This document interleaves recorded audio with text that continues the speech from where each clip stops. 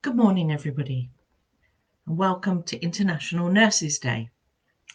51 years ago yesterday, myself, along with 23 other very excited young ladies, started our nursing vocation by joining the Queen Alexandra's Royal Naval Nursing Service. Today we celebrate International Nurses Day, and on May the 12th, 1890, Florence Nightingale was born. So for me, today is a good time to give thanks for the life and the faith and the work of Florence Nightingale. Florence Nightingale is known the whole world over because of her life's work caring for sick people. Not long before her 17th birthday, something happened that was to change her life. God spoke to me, she wrote, and called me to his service. Nightingale's deep faith was informed by her knowledge that God made the world and run it by laws. Her faith informed all the work she did as a nurse, public health advocate, and hospital reformer. She told nurses, Christ was the author of our profession. Florence believed that God's creation was good, but things go wrong: disease, crime, destitution, famine, and war. However, we should not pray to be delivered from plague and pestilence and famine, using the words of the litany, but find out their causes to work to undo them. God wants us to act and gives us the means, reason, memory, and skill to do so. And when we do, we become God's co-workers, laborers together into the world, and God is the initiator of good, but he needs us to second it.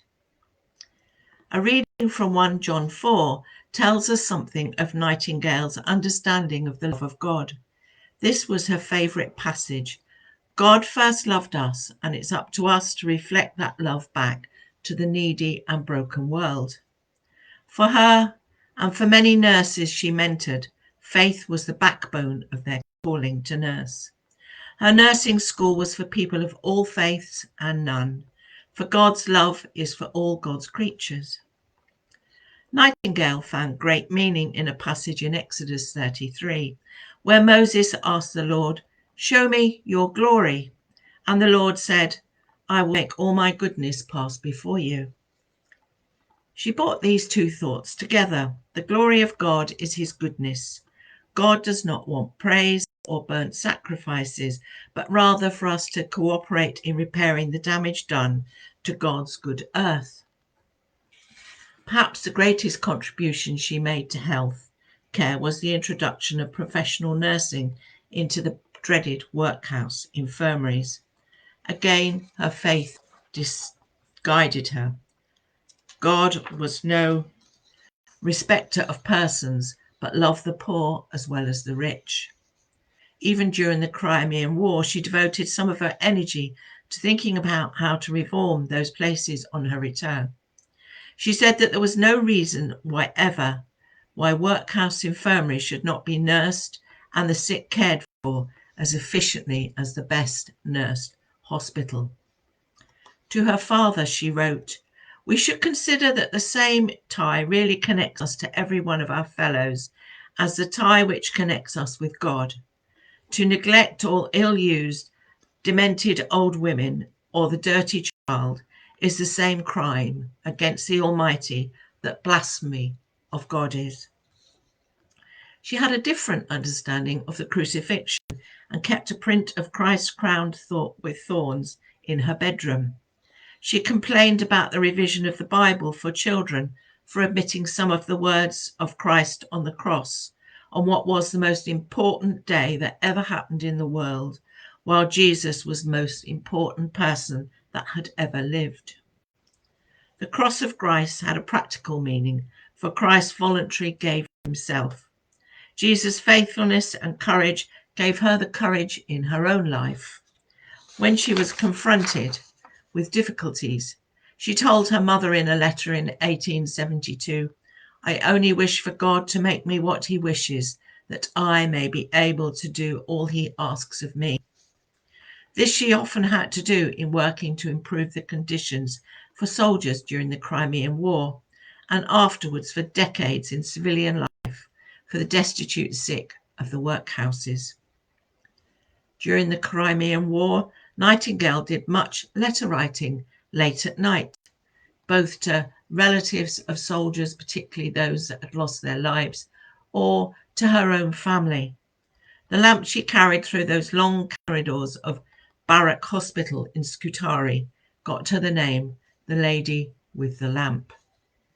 I think the lamp image works for Nightingale at many levels, shining a lamp at the bedside of a soldier onto the celebration of Jesus as the light of the world, and her bringing the light of all reason to all her work. Each year, and there is a service tonight, a service to commemorate the life of Florence Nightingale at Westminster Abbey, a lamp is carried to the high altar in the Abbey and handed to another nurse, representing the transmission of knowledge from one nurse to another, and highlights the diversity given by nurses for the benefit of humanity. I had the privilege of attending that service in 1977 as a serving member of the Quans, and again in 2011 as the Quans chaplain, where I had the privilege of reading the second lesson. To finish, I'd like to read you a poem that one of my patients wrote for me when I was working in 1973 in Malta with the Navy. She entitled it The Nurse. The world grows better year by year because some nurse in her little sphere puts on her apron, grins and sings, and keeps on doing the same old things. Taking the temperatures, giving the pills to remedy mankind of numerous ills, feeding the baby, answering the bells, being polite with a heart that rebels, longing for home and all the while wearing the same old professional smile, blessing the new babe's first breath and closing the eyes that are still in death. Taking the blame for the doctor's mistakes. Oh dear, what a lot of patience it takes.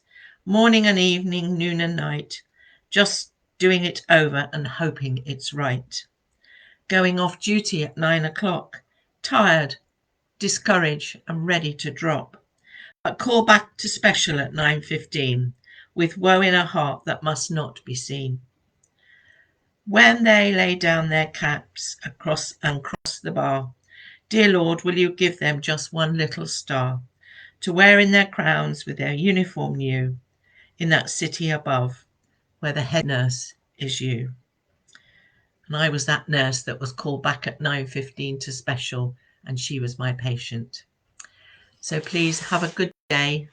Give a prayer for all the nurses that you've known in your life, all the nurses now retired that we have in our many congregations, and just have a nice day.